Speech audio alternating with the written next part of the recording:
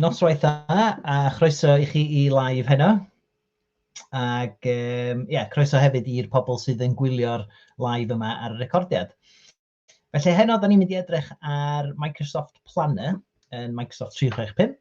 A da ni'n mynd I weld sut mae Microsoft Planner yn gallu helpu I chi I reoli'r tasgau. Fel mae pawb ar un I dyddiau yma efo llwyth o dasgau I wneud trwy amser, wel sut da ni'n rheoli'r tasgau yna. Da ni'n mynd I fynd trwy hwnna efo chi heno a sut da ni'n gallu defnyddio Microsoft Planner I helpu ni wneud hynna. OK, so dwi am fynd I rannu'n sgrin efo chi yn fan hyn. Rannu'n sgrin, dyna ni.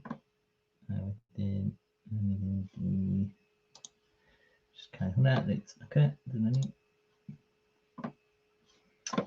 OK, reit, dyna ni. So, da ni yn yr portal neu'r porth 365 yn fan hyn. So, mae gennym ni yn apps. Mae gennym ni hefyd yn apps yn fan hyn o flaen ni. Rwy'n mae Planner yn edrych fel hyn. Felly, dyna beth ydych chi'n chwilio amdan. Yr kind of marc bach gwyrdd yma fel hynna, a wedyn Planner. So, os da ni'n clicio ar Planner fan yna, mae yna cwpl o ffyrdd I gael I fewn I Planner. So, da ni'n mynd I ddangos I chi heddiw sut I gael I fewn trwy'r porth 365. Da ni newydd wneud hynna rwan, so da chi'n clicio ar yr icon Planner yna o'r prif dudalen. Ac yr ffordd arall hefyd wedyn ydy trwy Microsoft Teams. So, wnawn ni fynd trwy hwnna efo chi hefyd wedyn sut da chi'n mynd I agor gwahanol plans o fewn Teams. OK, so mae hwn yn dod â ni i'r dudalen cartre o Microsoft Planner. A mae hwn yn dangos I fi yn gyntaf, heina yr plans ma ydw I wedi bod yn defnyddio yn ddiweddar, enghraifft. So mae hein I gyd yn fyma, neu fedra I newid hwnna enghraifft I weld I gyd o'r planiau sydd gen I fynediad iddyn nhw. Felly dwi am gychwyn plan newydd yn fan hyn. So, dyna ni. A dwi am gadw hwn yn breifat. Cofiwch, mae yn bosib newid hwn so bod pawb yn eich sefydliad yr enghraifft yn gallu gweld yr plan, ond jyst cofiwch hefyd, ella bod yna wybodaeth yn mynd I fewn I rei o'r tasgau sydd o fewn y plan er enghraifft. Os oes yna wybodaeth yn mynd I fewn I fyna sydd yn gyfrinachol, mi ydych chi'n mynd I fod yn rhannu hwnna efo pawb o fewn eich sefydliad. So dwi'n mynd I gadw fo'n breifat, dwi'n mynd I gadw fo jyst i'r grŵp dwi'n gweithio efo nhw, a dwi ddim am ychwanegu fo ar hyn o bryd I grŵp Microsoft 365, ond mae be da ni'n neud yn Microsoft Teams yn neud hynna I chi beth bynnag. So dwi jyst am wneud hwn I ddangos I chi be mae'r plan yn edrych fel. So, creu'r plan.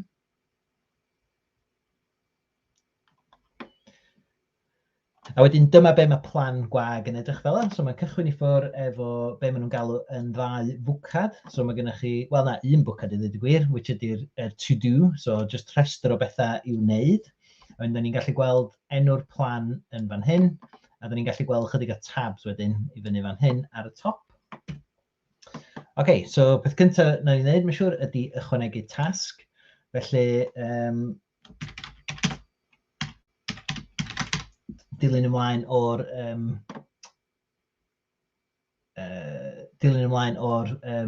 festival bwyd dwi wedi bod yn siarad amdano fo. Na ni greu'r bwydlenni ar gyfer hwn. So, na ni roi dyddiad arno fo hefyd, sef wythnos nesaf. So, mae hwn yn deud bod yn gorfod cael ei wneud, neu I fod I gael ei wneud erbyn wythnos nesaf. A wedyn, fydden ni hefyd ofyn I rywun wneud y tasg yna. Rwy'n am bod fi ddim wedi lincio hwn I ddim grŵp ar hyn o bryd, dim ond fi sydd yn y plan yma ar hyn o bryd. So, yn anffodus fi ddim yn sydd am allu wneud hwn. OK, dyna ni. So, na ni ychwanegu hwnna. A wedyn, ydych chi'n gweld mae hwnna yna fel un tasg sydd angen cael ei wneud o fewn y planner yma. Rwy'n os da ni'n clicio fewn I hwn, rwan, newch chi weld bod yna lot mwy o wybodaeth da ni'n gallu ychwanegu rwan i'r tasg yma. So, da ni'n gallu deud, reit, hwn di'r bwced mae yn, a mae bwced yn ffordd o rannu pethau fewn I categories gwahanol. Hwn di lle ydyn ni ar y dasg, ydyn ni wedi cychwyn arno fo, neu ydy o ddim wedi cychwyn er enghraifft, neu ydy o wedi cael ei orffan. A da ni'n gallu hefyd newid be di'r brys ar yr eitem yma I gael ei wneud. So, fydden ni'n newid hwnna er enghraifft I fod ar frys. Pryd da ni eisiau gychwyn o, so ella bod ni eisiau cychwyn o mewn cwbl o ddyddiau mwyn gorffen wythnos nesaf, so yna ni jyst rhoi fori am hwnna, a wedyn mae'r dyddiad lle da ni angen cael o wedi gorffen yn fan yna. Wedyn, da ni'n gallu rhoi bach o ddisgrifiad, nodiadau os da ni eisiau i helpu bobl eraill ddeall be mae'r tasg amdano fo. Mae hwn yn neis, da ni'n gallu ychwanegu checklist, so da ni'n gallu ychwanegu rhestr o bethau da ni eisiau wneud. Yn enwedig os da ni'n trio roed y tasg yma i rywun arall wneud, mae'n neis kind of diffinio'n union be da ni eisiau iddyn nhw wneud. So, ar y fwydlen bys ni'n dewis yr prydau, a wedyn printio. Dwi'n siŵr bod ti ddim cweit mor syml â hynna mewn tŷ bwyta, ond dyna be da ni efo amser i roed yna heno. A wedyn, efo hwn, wedyn da ni'n gallu rhoi atodiadau fewn hefyd. Felly, ella os ni'n gallu deud yn yma enghraifft, dwi am roed atodiad o'r fath o fwydlen dwi wedi gweld yn rhywle arall, dwi'n hoffi, a wedyn gofyn i'r person yma sydd yn creu y fwydlen, wneud rhywbeth tebyg, wrth gwrs, ddim copio'n union, ond wneud rhywbeth tebyg i'r fwydlen yna lle. So mae hynna eto'n helpu'r person na ddeall yn union be mae angen iddyn nhw wneud fel rhan o'r tasg yna. Wedyn, fel mae'r person neu'r pobl sydd yn gweithio ar y dasg mae'n mynd ymlaen, maen nhw'n gallu rhoi eu sylwadau ar y tasg yma hefyd. Mae hynna'n golygu bod nhw'n gallu deud wrth pobl lle maen nhw, deud wrth pobl am unrhyw broblemau sydd wedi digwydd yn y dasg yma a gofyn am unrhyw help ella maen nhw angen o'r dasg. A be mae hynna'n golygu ydy bod y gwybodaeth i gyd yn aros efo'i gilydd, yn hytrach na bod na fel e-bost neu rhywbeth wedi mynd i rywun arall, lle di pawb sydd yn gweithio ar y tasg ddim yn gwybod, ella bod yna waith wedyn yn cael ei ail-wneud, enghraifft, am bod pobl ddim yn siŵr beth sydd wedi cael ei wneud ar y tasg yn barod. Ond be mae hwn yn gadw chi wneud ydy, ydych chi'n gallu rhoi y gwybodaeth i gyd am y tasg yma i fewn yn yr un lle.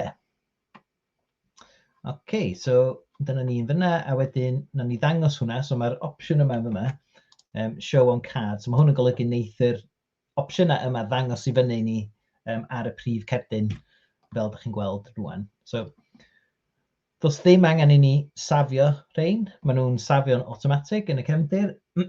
Felly, os dwi jyst yn cau hwn lawr, newch chi weld mae hwnna rwan wedi ei arbed efo'r gwybodaeth newydd i gyd i fewn yno fo. A da ni'n gallu gweld hwnna'n weddol hawdd yn fyna. So dwi am ychwanegu rhywbeth yn fyma. So ella mynd yn ôl i'n gwyl fwyd ni, da ni eisiau siarad efo noddwyr, efallai. So na ni'n greu bwced newydd i wneud siŵr bod y tasgau i wneud efo noddwyr i gyd yn aros efo'i gilydd.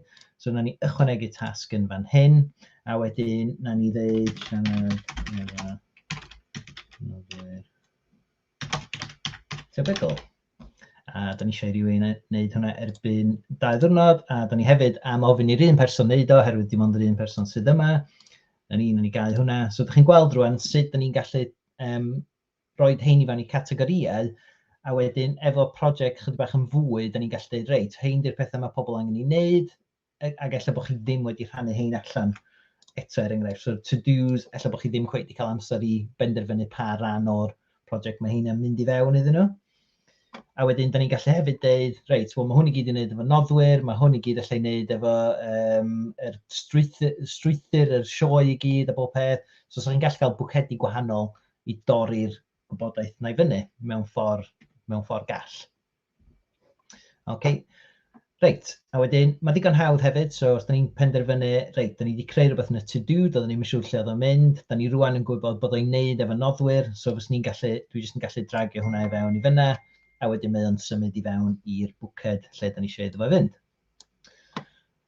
So chydig bach o ddadansoddiad o fewn y planners yma, so da ni efo'r ddau yma, mae digon hawdd gweld nhw ar hyn o bryd, yn reit hawdd, ond os da ni'n mynd i fyny'r top yma, da ni'n gallu cael charts, a da ni'n gallu cael be maen nhw'n gael yn schedule, so dyddiadur mewn ffordd. Clicio ar charts, a newch chi weld, da ni'n gallu gweld wedyn lle mae pethau efo status, pa fwced mae pethau ynddyn nhw yn fan hyn. So, da ni'n gallu gweld bod yna un peth yn to-do, enghraifft, yn fyna. Dwi'n siŵr, actually, pam hwnna ddiddorol, yndi, cos dylia bod yna rhywbeth yn noddwyr hefyd. Nath ni'n ychwanegu dim byd i'r noddwyr. Sori, am hynny. Reit, mae'n yna mwy o synwyr felly, so bai fi, dim bai y meddalwyr. A wedyn, da ni'n gallu gweld hefyd bod yna un peth sydd sydd angen cael ei wneud ar y frys yn fan hyn, so da ni'n gallu gweld y brys mwyn wneud y peth yma. A wedyn, un defnyddiol dros ben dwi'n meddwl ydy'r un yma lle da ni'n gallu gweld pwy sydd efo pa waith i wneud. Felly, da ni'n gallu gweld y fyma, enghraifft, mae'n defnyddio'r hyfforddi ni efo 100% o'r pethau i wneud. Petai ni efo 80 o eitemau, a fysa fo efo 80% o'r pethau i wneud, wedyn fysa chi'n dechrau poeni bod pethau ddim wedi cael eu rhannu rhwng y tîm yn iawn, neu bod o efo gormod o waith i wneud, neu os di ar ben ei hun. Felly, mae hwnna jyst yn rhoi syniad sydyn i chi lle mae pethau arni, sut mae pethau'n mynd. A wedyn, os da ni'n clicio ar y schedule yn fan hyn, dal i chi fe'n eiliau, mae ddrwg gen i bod yr ffôn yn pingio fyna. Os da ni'n clicio ar y schedule yn fan hyn, da ni wedyn yn gweld hwn ar ffurf dyddiadur. So da ni'n gweld, nath ni roi yn eitem creu bwydlen yn fan hyn i gychwyn ar y dydd Gwener, a nath ni roi bod rhaid iddo orffan ar 28. A be mae hynny'n golygu ydy bod ni efo gweledigaeth dda o beth sydd wedi fod yn mynd ymlaen ar y gwahanol ddyddiadau yn fan hyn. So mae hwn yn rhoi rhywbeth sydyn iawn i gallu cael golwg ar be di'r gwaith sydd yn mynd ymlaen ar yr adegau yma enghraifft. Ac ella bod ni'n mynd i sylweddoli bod ni efo gormod o waith da ni wedi cynllunio fewn ar rei dyddiadau, bod rhaid ni symud hwnna o amgylch. Ond mae hwn yn ffordd rili neis o weld hynna. A wedyn, yn olaf yn fan hyn, be ni eisiau dod a'ch sylw chi ato fo oedd yr grŵp bai yma yn y top ar y dde. So yn fan hyn, da ni'n gallu wedyn newid hwnna os da ni eisiau i ddeud, reit, pwy mae hein er enghraifft yn wedi aseinio iddyn nhw. So mae hwn yn assigned, ella bod yna rei tasgau ddim wedi cael ei aseinio i neb, a fysa ni angen rhoi hein i rywun wneud. Ac yn fan hyn, defnyddio'r hyfforddi, wel, maen nhw efo un peth i wneud. OK, nathon ni sôn bod ni am mynd i fewn i Microsoft Teams hefyd, felly dwi am agor fy Microsoft Teams yn fan hyn. A dwi am ddileu hwnna. I ddweud y gwir, na ni fynd i fewn i tab arall, a na ni ddangos hwn yn eich bach gynt, dwi'n meddwl. OK, so da ni mewn sianel yn fan hyn o fewn ein Team Fiesta Food. Be dwi'n mynd i wneud ydy clicio ar y plus yma yn fan hyn, ac mae hwn am ychwanegu i ni. So mae hwn am roi'r opsiwn i ychwanegu tab. A reit yma ar y top, fel ydych chi'n gweld, am bod fi wedi defnyddio fo'n ddiweddar, tasks by planner and to do. So tasks by planner and to do, da chi'n chwilio amdan. Os da chi'n teipio fewn, wneith o ffeindio fo hefyd. Clicio ar hwnna, a wedyn wneith o ofyn i ni os da ni eisiau creu cynllun newydd, neu ydym ni eisiau rhoi cynllun sydd yn bodoli'n barod i fewn i'r tab yma. So be na ni'n neud am rwan ydy na ni ddewis cynllun sydd yn bodoli'n barod, a na ni bostio hefyd i'r sianel i ddeud bod y tab wedi cael ei greu. Na i safio hwnna.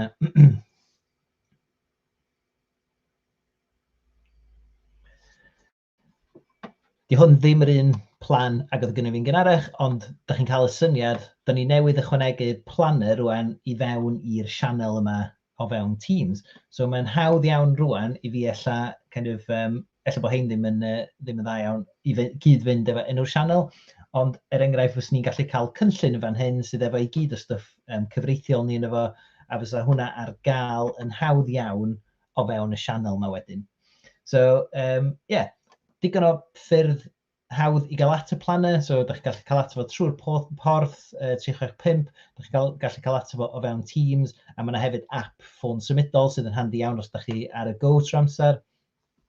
A mae gennych chi gyd o'r options yma o fewn Teams, da chi'n gallu gweld y charts, da chi'n gallu gweld yr calendar hefyd. So dyna ni. Diolch yn fawr iawn i chi am ymuno efo ni heddiw, a dwi jyst am adael chi efo ei cyfeiriad ein gwefan, lle mae gen i fwy o bodaeth, mwy o blogs, ac mi fydd gennym ni links hefyd i'r cyfryngau cymdeithasol, lle da ni'n neud yr lives ma, lle da ni'n neud fideos o falle i ddangos sut mae'r pethau ma'n gweithio.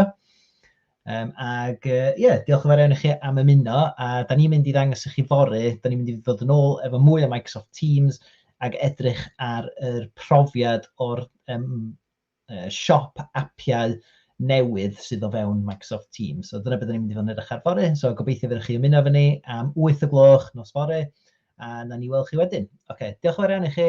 Hwyl.